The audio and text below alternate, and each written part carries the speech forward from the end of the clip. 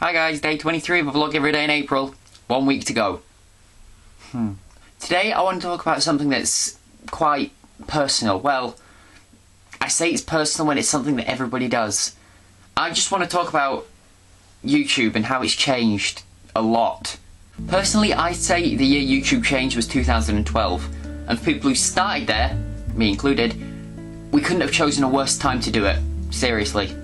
2012 was when a lot of YouTubers gained proper popularity. I mean, it was the year that Tom Scott and Dan Is Not On Fire, they both reached 1 million subscribers. And because they gained these subscribers, they gained a lot more views for it, and people decided to just keep going back to what they knew, what they just found.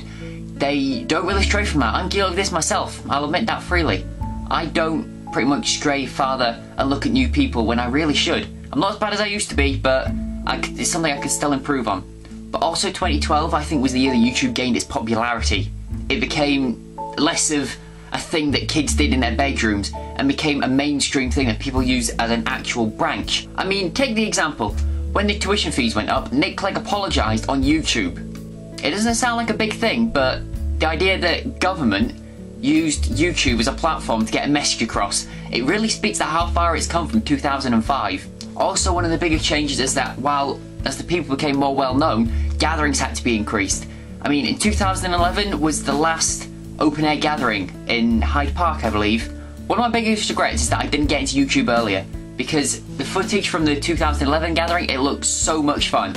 Everybody just looked relaxed and having a great time. And last year, 2012, one of the best days for me was the Sunday, because everyone was outside in Jubilee Gardens, everyone was happy, they could relax. They could chat to people freely without being inside all the time. And it just seems so much better.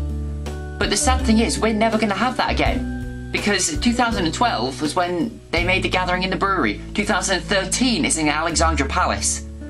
It just shows you how far it's come. And of course there are going to be some gatherings that try to hold on to that open airness. I mean, one of the ones I'm attending will be London Calling in August. It's Tuesday and Wednesday. I'll put a link to it in the thingamajig. Another one that I'm heading to is the Lincoln Gathering in 2 weeks. That's it kind of has the best of both worlds there. It's open air to meet with, and then you head inside for a gig, which I think is a good idea. People can still try to make these open air gatherings, but it's not going to be a summer in the city. We can't go back to that, and it's a real shame that we can't do that. Also, I think one of the bigger problems is as YouTubers become more famous, they get more fans, and when they get more fans, they tend to get more fangirls. Now, I'm not meaning exclusively girls here, that's not what I mean, it's just a catch-all term. Guys do it as well. It tends to be 14 plus girls who stampede after people, but that's just because that's YouTube's demographic these days. And because there's a lot more male YouTubers, there's a lot more eye candy for these fangirls. I can see why gatherings are taken inside. It's easier and more manageable for security. But last year, over 1,000 people were left waiting outside when the venue filled to capacity. It's just, if people say YouTube isn't a big thing, look at the figures from last year. It really is. It's crazy. But I'm not saying for people who started YouTube in 2012 or are just starting it, I'm not saying don't do it. Go for it completely. People do break through.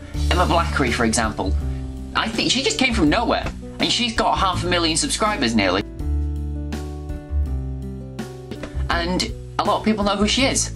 So it's proof it does happen. It might be rare, but it's possible to do it. So don't give up hope just yet. I want your thoughts as well though. Leave us a comment or a video response. I prefer a video response, that way we could get a bit of a discussion going. But yeah, I want your opinion on how you think YouTube's changed.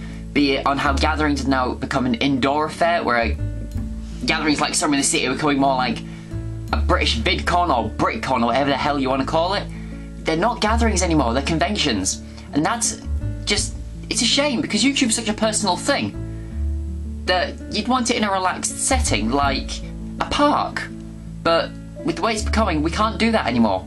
But what I'm going to do, I'm going to wrap it up here. I could probably ramble on for about 20 minutes about it, but I'm not going to bore you that much.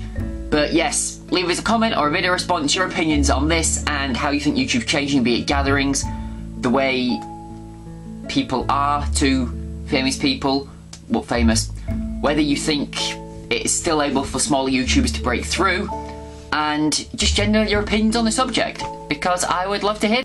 For the rest of the week, I'm at college again, so I won't be able to reply to you as much as I can, but I will reply to you, definitely. I try to reply to the comments I get within the week that I receive them.